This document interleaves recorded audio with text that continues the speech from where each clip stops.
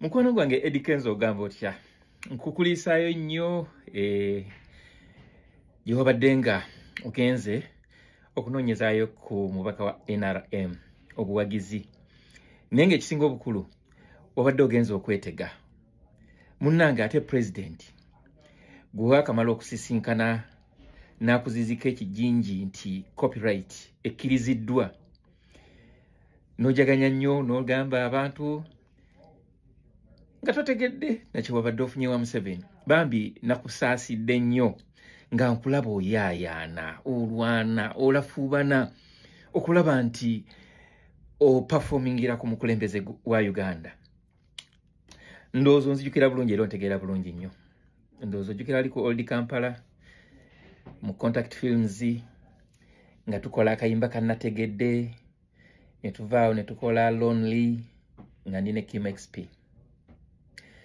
Eddie Kenzo nze nja kwebaza Katonda nti Mukama yali akuwadde omukisa n'akuwa obuganzi kyonna kye wakola oba wakola ki ebikwogerwako I don't want to know.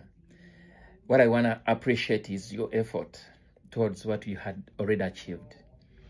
Ngamba nti you really deserved it because you toiled for it. You fought for it. Otambudde amawanga gesimanyi muwendo.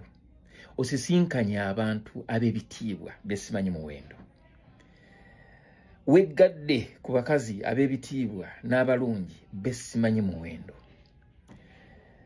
Ekisinga okunnuma mu kaseera kano weewaawo oyagala obwa pulezidenti wa federation oyagala nnyo okuyita pulezidenti yakuwa n'obwa advisor which is okay nze byonna sigaana naye gwe olowooza lwaki abantu abaali bayaayaana luli nga basasula omutwalo gwa ssente emitwalo 2 oba emitwalo 3 oba 4 oba 5 okujja bakulabeko ng'oyimba kati gwe oyaayaana osobola okubamatiza nti osobola okubayimbira. Kankweyoko akatone nnyo ku by'obadde tomanyi most especially ng'oli mu maaso g'omukulembeze w'eggwanga. Nali mbaddeko MC nga president wa Uganda oyo wammwe Museveni ye mugenyi omukulu naye protocol egamba nti president bw'aba amaze okwogera bwe bagamba nti n'okuba luyimba lwa ggwanga ne bw'oba oyagala otya ne bw'oba olina message efaanana etya protocol tekikkiriza.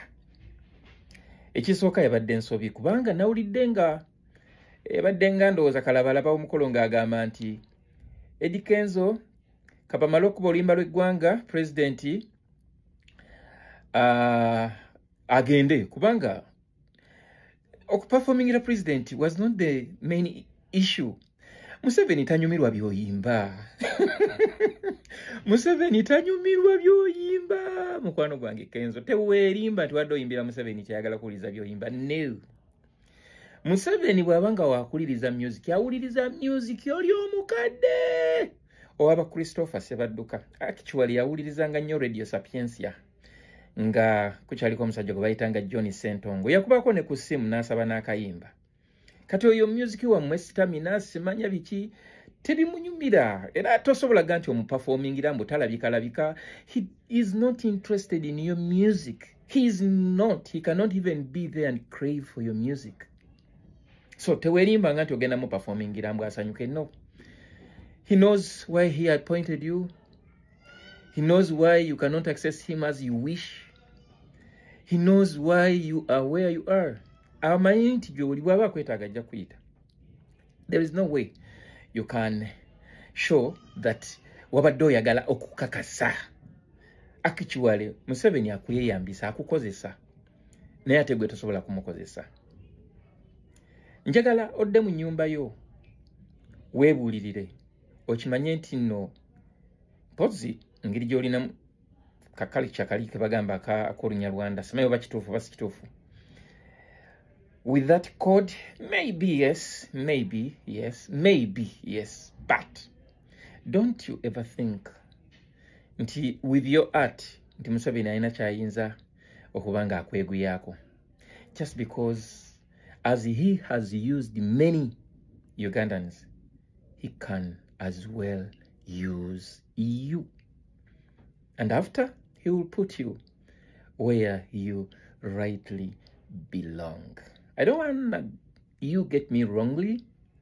Nkwagaliza naye n'okuyiga ekintu kiri kimu kyokka nti bali si banno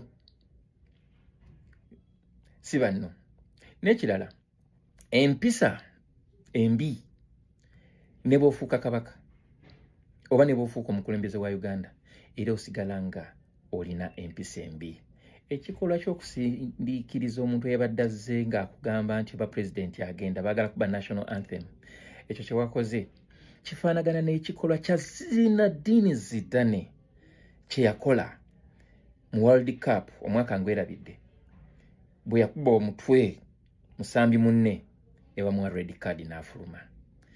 Ebitendo byonna Zinedine Zidane bye yali akoze ku lunaku olwo lwa World Cup bwe bamuwa red card we byayiikira. So nsuubira nti naawe ekintu kye wakoze olabanga ekitono, but it sends a very big message to the general public. My brother, nze ndowooza nti eyo gy'oli si gy'oteekeddwa okubeera. Wadde enjala eyinza okuba ng'ekuluma ng'olubuto lwetaaga okulya, n'olina okujjukira kintu kiri kimu kyokka. Ssente Gaddafi ze yali alina Museveni tayinza yadde kutuuka yadde mu kwota yaazo. Olwaliro bwe bamugamba nti jangu olye ekyemisana oba ekyeggulo, tasobola kulya. Lwaki? Kubanga obugagga bwali tebusobola kumutaasa nga akaseera ke katuuse. Eat, drink, enjoy, but remember, when you sell your heart, soul, and body as you came, and so you will live. A word to a wise is always enough.